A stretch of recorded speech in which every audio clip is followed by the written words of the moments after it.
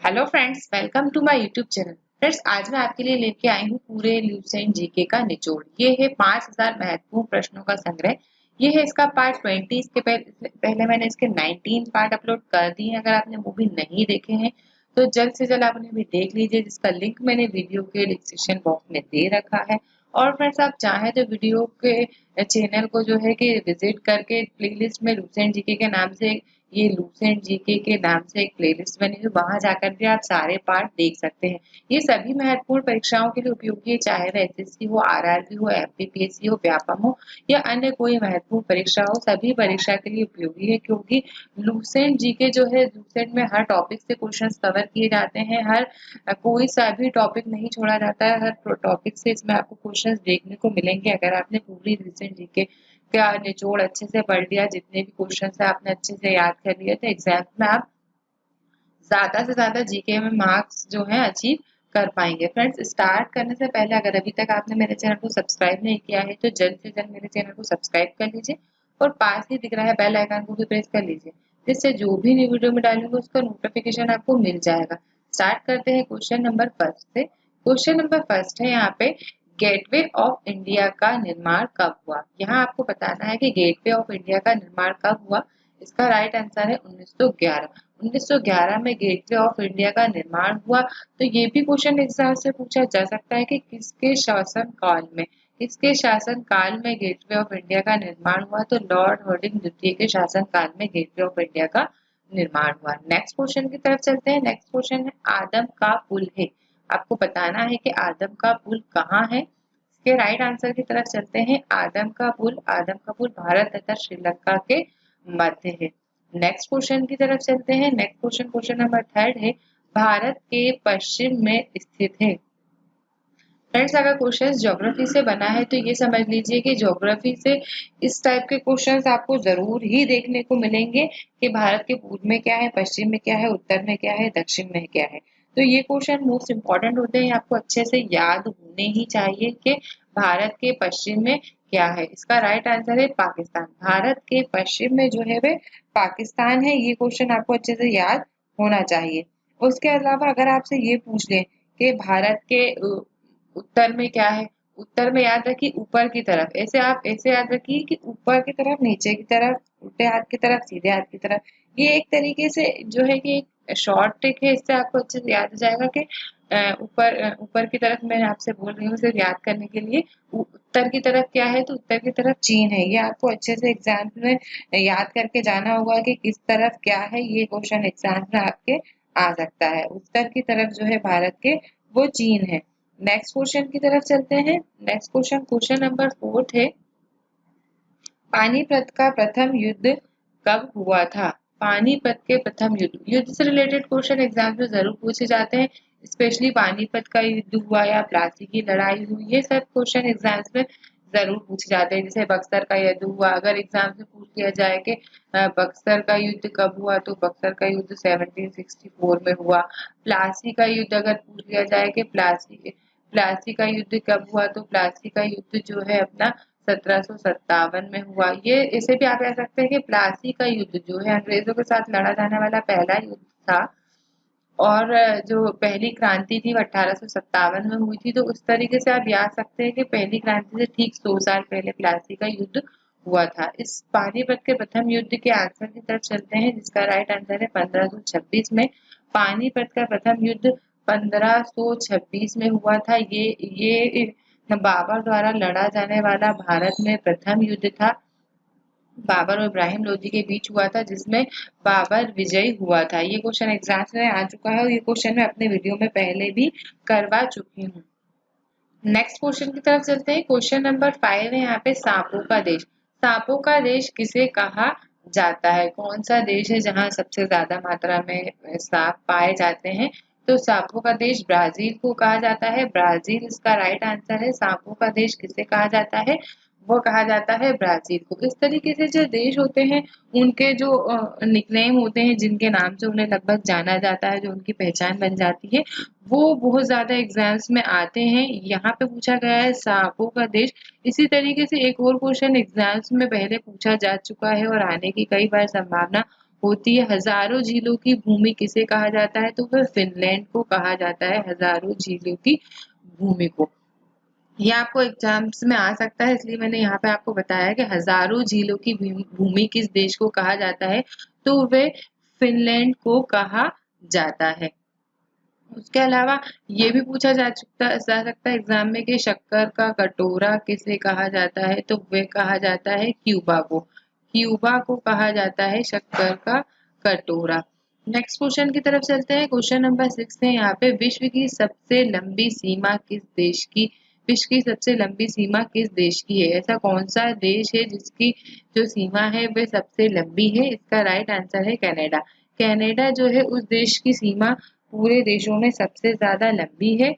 और अगर आपसे पूछ लिया जाए कि क्षेत्रफल की दृष्टि से विश्व का सबसे बड़ा देश कौन सा है? तो वह है रशिया। आप रूस जिसे कहते हैं, रूस रशिया एक ही बात है। ये क्वेश्चन एग्जाम में पूछा जा सकता है। ये एक मोस्ट इम्पोर्टेंट क्वेश्चन है कि क्षेत्रफल की दृष्टि से विश्व का सबसे बड़ा देश कौन सा है? तो वह रूस है। जनसंख्या की दृष्टि से तो आप सभी को याद होगा कि जनसंख्या की दृष्टि से सबसे बड़ा देश चीन है। और क्षेत्रफल की दृष्टि से पूछ लिया जाए तो क्षेत्रफल की दृष्टि से विश्व का सबसे बड़ा देश रूस है। नेक्स्ट क्वेश्चन की तरफ चलते हैं, क्वेश्चन नंबर 7 की तरफ। क्वेश्चन नंबर 7 है, चिनार वन्य जीव विहार कहाँ स्थित है? चिनार वन्य जीव विहार कहाँ स्थित है? इसका राइट आंसर है केरल। चिनार वन्य जीव विहार जो है वे केरल में स्थित है। नेक्स्ट क्वेश्चन की तरफ चलते हैं। नेक्स्ट क्वेश्चन ये है, भारतीय शास्त्रीय नृत्य में कितने रस हैं? ये एक इम्पोर्टेंट क्वेश्चन है, आप सभी को याद होना चाहिए। भारतीय शास्त्रीय नृत्य में कितने रस हैं? इसका राइट आंसर है 9 रस। 9 रस जो है पूरे टोटल भारतीय शास्त्रीय नृत्य में है। नेक्स्ट क्वेश्चन, क्वेश्चन नंबर 9 है, स्वाइन फ्लू बीमारी किस विषाणु से होती है? ये क्वेश्चन एग्जाम में बहुत बार पूछा जा चुका है। इसका राइट आंसर है H1N1 वायरस से। H1N1 वायरस से स्वाइन फ्लू बीमारी जो होती है। नेक्स्ट क्वेश्चन की तरफ चलते हैं। नेक्स्ट क्वेश्चन, क्वेश्चन नंबर 10 है, सुभाष चंद्र बोस के राजनीतिक गुरु कौन थे? सुभाष चंद्र बोस के राजनीतिक गुरु कौन थे? इसका राइट आंसर है देशबंधु चित्तरंजन दास। देशबंधु चित्तरंजन दास सुभाष चंद्र बोस के राजनीतिक गुरु थे। सुभाष चंद्र बोस से रिलेटेड क्वेश्चन एग्जाम में पूछे जाते हैं। उसमें सबसे इम्पोर्टेंट क्वेश्चन यही है कि कांग्रेस से जो है अलग होने के बाद सुभाष चंद्र बोस ने कौन सी पार्टी की स्थापना की थी? तो वो क्वेश्चन एग्जाम में कई बार आ चुका है और ये क्वेश्चन मैं अपने वीडियो में भी करवा चुकी हूँ। फॉरवर्ड ब्लॉक की स्थापना जो है 1939 में की थी। किसने की थी? सुभाष चंद्र बोस ने कांग्रेस से अलग होने के बाद की थी। नेक्स्ट क्वेश्चन की तरफ चलते हैं। क्वेश्चन नंबर 11 की तरफ, पाकिस्तान शब्द के जन्मदाता कौन थे? यहाँ शब्द की बात की जा रही है, ना कि पाकिस्तान की। तो पाकिस्तान शब्द के जन्मदाता कौन थे? ये क्वेश्चन एग्जाम से पूछा जा चुका है, चौधरी रहमत अली। एमपीपीएससी में भी ये क्वेश्चन एग्जाम से पूछा जा चुका है कि पाकिस्तान शब्द के जन्मदाता कौन थे? तो वे चौधरी रहमत अली थे। नेक्स्ट क्वेश्चन, क्वेश्चन नंबर 12 है, भारत भारतीयों के लिए ये नारा किसने दिया? भारत भारतीयों के लिए ये नारा किसने दिया था? इसका राइट आंसर है आर्य समाज ने। आर्य समाज ने ये नारा दिया, भारत भारतीयों के लिए। नेक्स्ट क्वेश्चन है question number 13, Gandhi Irwin pact कब हुआ? क्वेश्चन नंबर 13 है, गांधी इरविन पैक्ट कब हुआ? जिसका राइट आंसर है 4 मार्च 1931 को। 4 मार्च 1931 को गांधी इरविन पैक्ट हुआ। ये एक मोस्ट इम्पॉर्टेंट पैक्ट है जिसके तहत ही सविनय अवज्ञा आंदोलन समाप्त कर दिया गया था। ये क्वेश्चन एग्जाम में इस तरीके से पूछा जा सकता है और पूछा जा चुका है कि सविनय अवज्ञा आंदोलन जो था वह किसके तहत समाप्त किया गया था, कौन सी घटना के बाद समाप्त किया गया था? तो ये जो सविनय अवज्ञा आंदोलन है वह गांधी इरविन पैक्ट के बाद समाप्त कर दिया गया था। नेक्स्ट क्वेश्चन, क्वेश्चन नंबर 14 है, रामकृष्ण मिशन की स्थापना। ये स्थापना है, रामकृष्ण मिशन की स्थापना किसने की थी?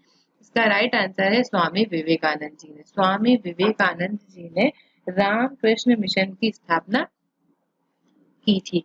नेक्स्ट क्वेश्चन है क्वेश्चन नंबर 15, नोबेल पुरस्कार विजेता रविंद्रनाथ टैगोर का जन्म दिवस किस तारीख को मनाया जाता है?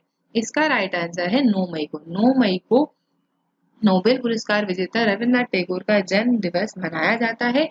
याद रहे, ये जो है नोबेल पुरस्कार विजेता रविंद्रनाथ टैगोर भारत के पहले नोबेल पुरस्कार विजेता है, साथ ही ये एशिया के भी पहले नोबेल पुरस्कार विजेता है। पूरे एशिया के पहले नोबेल पुरस्कार विजेता है ये कौन? रविंद्रनाथ टैगोर। पूरे एशिया के पहले नोबेल पुरस्कार विजेता होने का इनको गौरव प्राप्त है। और उन्हें ये कब मिला था? तो ये मिला था उन्हें 1913 में। 1913 में ये नोबेल पुरस्कार उन्हें प्राप्त हुआ था। ये क्वेश्चन एग्जाम में इस तरीके से भी पूछा जा सकता है कि रविन्द्रनाथ टैगोर को नोबेल प्राइज कब मिला था? तो वह मिला था 1913 को। नेक्स्ट क्वेश्चन, क्वेश्चन नंबर 16 की तरफ चलते हैं। क्वेश्चन नंबर 16 है, विश्व थिएटर दिवस कब मनाया जाता है? इसका राइट आंसर है विश्व थिएटर दिवस 27 मार्च को मनाया जाता है। फ्रेंड्स, दिवस से रिलेटेड क्वेश्चन मैं हर वीडियो में जरूर इंक्लूड करती हूँ, क्योंकि दिवस से रिलेटेड क्वेश्चंस एग्जाम्स में आपको देखने को जरूर ही मिलेंगे। ज्यादा से ज्यादा दिवस जो है आपको याद होना चाहिए, क्योंकि एग्जाम्स में दिवस से रिलेटेड क्वेश्चन जरूर ही पूछे जाते हैं। इसी तरीके से ये क्वेश्चन भी आप पुराने जो दिवस मोस्ट इम्पोर्टेंट हैं और बहुत बार एग्जाम्स में आ चुके हैं, उसके अलावा भी कुछ अलग टाइप के दिवस एग्जाम से पूछे जा रहे हैं जो कि पहले एग्जाम में नहीं पूछे जाते थे। उसमें एक है विश्व दूरसंचार दिवस। विश्व दूरसंचार दिवस कब मनाया जाता है? तो विश्व दूरसंचार दिवस जो है वह 17 मई को मनाया जाता है। ये आपको अच्छे से याद होना चाहिए। अगर मार्च के मोस्ट इम्पोर्टेंट दिवस की बात की जाए तो इस 27 मार्च के आसपास ही एक और दिवस है, टीबी दिवस। टीबी मतलब कि ट्यूबरक्लोसिस है, ना कि टेलीविजन। टीबी दिवस जो कब मनाया जाता है? तो विश्व टीबी दिवस जो है वह 24 मार्च को मनाया जाता है। ये क्वेश्चन भी एग्जाम में आजकल देखने को मिल रहा है। नेक्स्ट क्वेश्चन की तरफ चलते हैं। क्वेश्चन नंबर 18 है, भारत के दूरसंचार एवं नियामक प्राधिकरण की स्थापना कब हुई थी? इसका राइट आंसर है 1997 में कानून द्वारा संसद में पास हुई थी। 1997 कानून द्वारा संसद द्वारा पास हुई थी। नेक्स्ट क्वेश्चन है क्वेश्चन नंबर 19, भारत के वित्त मंत्रालय के परिसर को यह भी कहा जाता है। तो बताना है कि भारत के वित्त मंत्रालय के परिसर को और क्या कहा जाता है? इसका राइट आंसर है उत्तरी ब्लॉक। भारत के वित्त मंत्रालय के परिसर को उत्तरी ब्लॉक कहा जाता है। नेक्स्ट क्वेश्चन एंड इस वीडियो का लास्ट क्वेश्चन है, ये क्वेश्चन नंबर 20, राष्ट्र संघ का अंतिम अधिवेशन कब हुआ था? इसका राइट आंसर है 18 अप्रैल 1946। 18 अप्रैल 1946 को राष्ट्र संघ का अंतिम अधिवेशन हुआ था। फ्रेंड्स, इंपॉर्टेंट 20 क्वेश्चंस कंप्लीट हो चुके हैं। लूसेंट से मैंने लिए इसमें 20 क्वेश्चन है राइटिंग में, लेकिन मैंने ज्यादा क्वेश्चन के साथ साथ 2-3 क्वेश्चन कवर करवाने की कोशिश की है, जिससे 40 to 50 क्वेश्चन आपके इस वीडियो में कवर हुए हैं। फ्रेंड्स, अगर आपको मेरा ये वीडियो पसंद आया तो इसे ज्यादा से ज्यादा शेयर करना, कम से कम 10 से 15 शेयर तो आप जरूर कीजिएगा। और अगर अभी तक आप मेरे चैनल पे नए हैं तो चैनल को सब्सक्राइब कीजिए और पास ही दिख रहा है बेल आइकन को भी प्रेस कीजिए। जब तक मैं नया वीडियो लाऊं उससे पहले आपको ये सारे क्वेश्चन जितने भी वीडियोज में मैंने ये पार्ट फर्स्ट से लेकर पार्ट 20 तक कंप्लीट करवाए हैं, आप अच्छे से याद करके रखिएगा। नेक्स्ट वीडियो में इंपॉर्टेंट क्वेश्चन जल्द से जल्द लाऊंगी मैं। तब तक के लिए बाय बाय।